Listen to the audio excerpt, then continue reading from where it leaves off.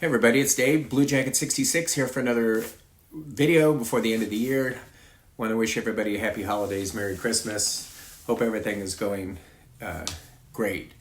So this is kind of an off-the-cuff video. I've not prepared at all, other than I do have little notes and some statistics that I'm going to be talking about. But what I'm going to talk about is all of these vintage autograph baseball cards and pre-war autograph baseball cards that are out there. And there's a lot out there. And for those of you that are relatively new to collecting or new within the last 10, 15 years or so, probably doesn't seem unusual to you. But to me, I've been watching this for some time and I've just been kind of scratching my head. So I'm just going to throw it out there that where the hell have these cards come from? Because I don't remember seeing them back in the day, and there may be a perfectly good reason for this. So I'm going to throw out some statistical facts or close to it, some unsolicited opinions, and just talk about it a little bit. And what I am in no way going to come to any resolution of this question. So I really offer comments in the comments below, or even video response to those who may have a little better insight, because I'm just asking the question, and I am not an autograph per se. I have autographs. I'm not an autograph collector. But I was looking at why I decided to just finally do this video is I was looking at Memory Lane's current auction, and they're in auction houses. You typically have thousands of items, but they have 14 vintage autograph cards. And I'm going to bring Mickey Mantle into this just because I'm a Mantle collector and Mantle autographs are cool. And so on all the statistics I give, I think I'm going to include how many Mickey Mantles there are, just to do it. So there's 14 vintage autograph cards in Memory Lane's current auction, and 6 of them are Mickey Mantles, and they're, there they are. And I'm going to show you some comparison to recent auctions with vintage autograph cards versus just 10 years ago. Because when I started collecting, or it's been so long, and it's not like today where there's I went to tons of shows and convention. That really wasn't the case back in the 70s and 80s. I just didn't. So I can't say, oh, I've been to all these shows and I didn't see these cards. But in general, autographed baseball cards, I didn't see a lot of them. And I don't recall seeing a lot of them. And I don't recall seeing tons of them up until, 10 years ago. So when I was young, the autograph tours really started right when I was collecting, or had been collecting for a while, where you'd have these gang of New Yorkers with Mantle and Ford and DiMaggio and come in and sign. I think Mantle was $5 when he started signing. But my point is there is zero chance that I was going to have a nice Mickey Mantle, let alone any baseball card, signed by one of these guys. Why would I deface a wonderful baseball card? There's lots of other medium. And I still feel that way. I still feel opinion from a non-autograph guy that autographs on baseball cards are not attractive to me. Here's an example. And this is strictly opinion, and this is unsolicited, but let's look at the Mickey Mantle autograph. Several mediums. This is my opinion. What's the best medium? Single signed baseball. Beautiful. Look at that. Fantastic. Other things that I would get autographed, I would get Ball's autograph. What else would I get autographed? Photos or 8x10s. Looks absolutely fantastic. You know what also looks good with autographs? They do. A simple index card. Clean, white, easy to display. I think it looks really good. And as far as on-card type stuff, Man, I don't know how you can beat autographed Perez Steels. Now, a lot of my autographs are Perez Steels. I think they're just gorgeous. And at the bottom of my list, and that's even below bats and napkins, is autographed baseball cards. Doesn't do it for me. Does it for a lot of people, but let me tell you something. My niche in collecting is about 0.5% of the wide, broad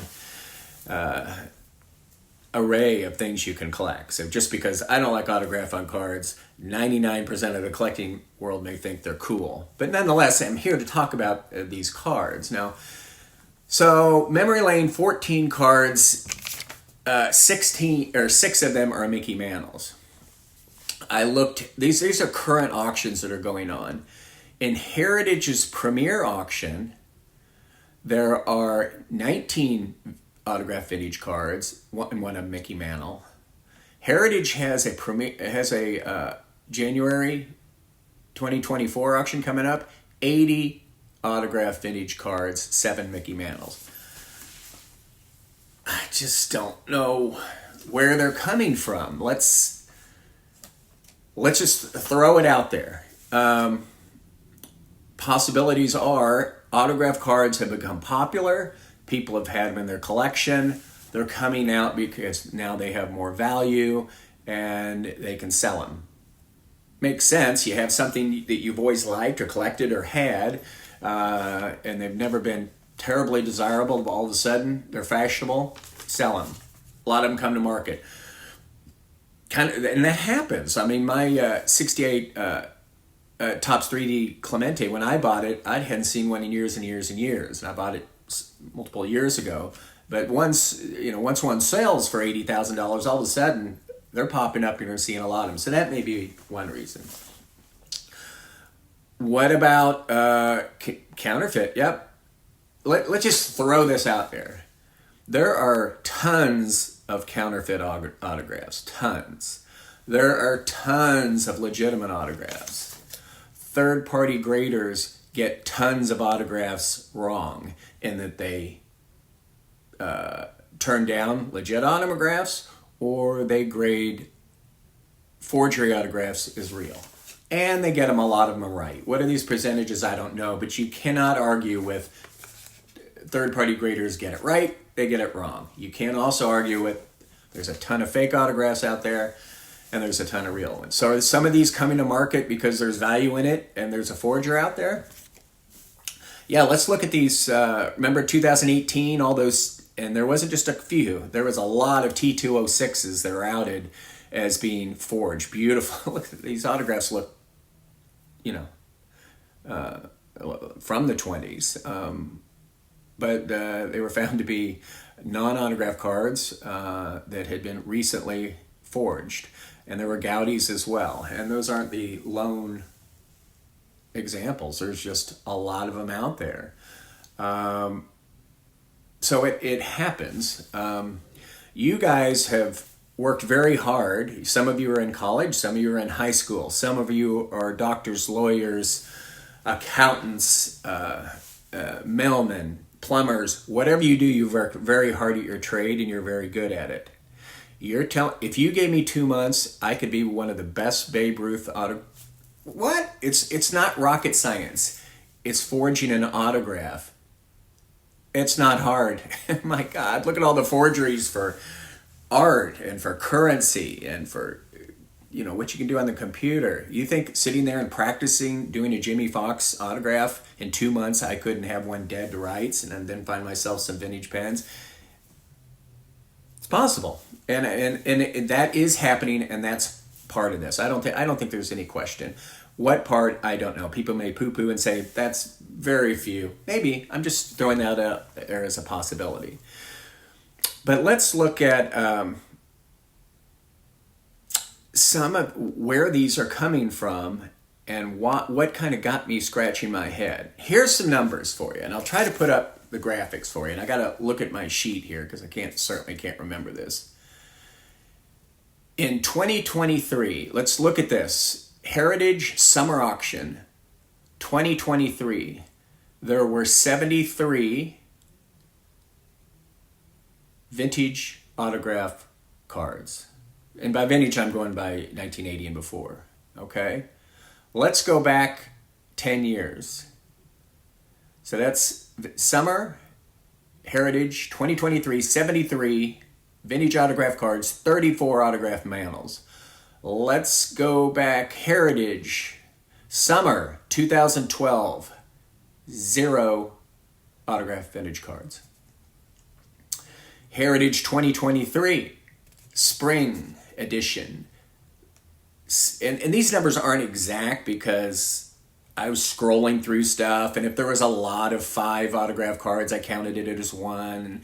You know, these are close. But in Heritage Spring of 2023, there were 60 plus autograph vintage cards. There were 26 autograph Mickey Mantle cards.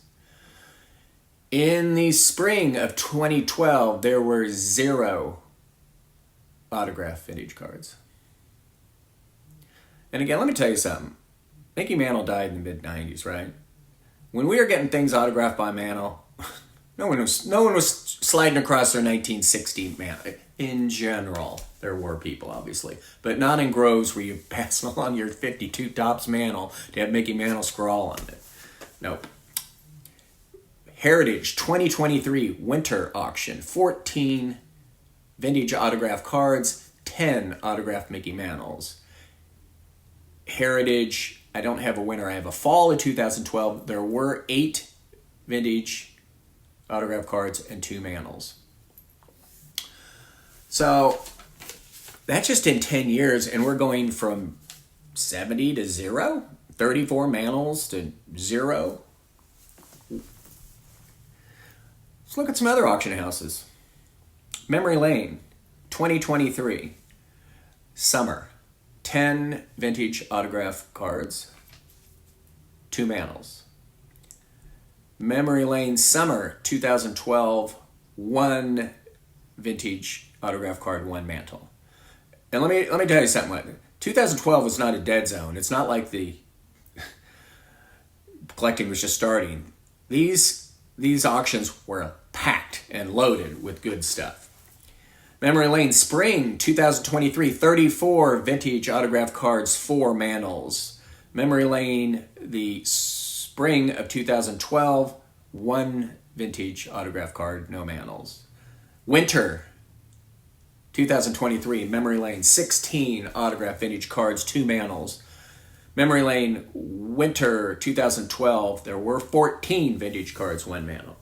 So in the last 10 years, we're seeing a crap load of cards and Mantles, but these just aren't Mantles. I mean, you're not seeing a bunch of red shadings cards here, and you're seeing good cards. You're seeing a ton of in soccer, you're seeing tons of Pele. You're seeing tons of Jimmy Fox cards and DiMaggio cards. Well, Musial's, he doesn't count. He's kind of an outlier as far as signer. But these are just not ho-hum vintage players that are part of these big numbers. They're top tier Hall of Famers. So I don't know. It's a red flag for me, but I'm not a collector, and I don't look or bid on autographed baseball cards just because they do not appeal to me at all, probably from going way back when the mindset was don't deface your card with a credit autograph when you can get a beautiful one on a ball or an index card or an 8x10. I do look at them, and I think some of them are just fantastic. In general, I think card's a poor medium for it. I did bid once, within the last year or two, on a 58 Clemente. It's got primarily that yellow background, and it's a pretty good medium for an autograph. I did bid on an autograph Clemente, but there's a 0 chance I was going to get it. So look at those numbers. Think about it. And for those of you that opened your first packs in 93 and got back into it in 2020, this doesn't mean anything to you. But to people who have been collecting a while, do you agree with me or not? Am I just way out there? It just seems to me that number one, cards on autos in general, where I know not a thing, it devalued the card by far. That is reversed. And now we're seeing them pop out of the woodwork like crazy. And Mickey Mantle's autograph cards seem to be common now. It's insane. A lot of you autograph guys, tell me, and I do not mind being wrong on every single one of these points. The only points I know I'm not, my opinions are my opinions, and I may be wrong in my thinking, and there may be very logical explanation, and you can show me different trends, but these numbers are these numbers for whatever explanation. So, guys, have a Merry Christmas. Tell me what you think, because I'm kind of interested in it. Not an autograph guy. Don't like autograph cards. They're coming out of the woodwork, all these big deal Hall of Famers. The more popular you get, the more you see. Just a head scratcher for me. I don't know. Talk to you later.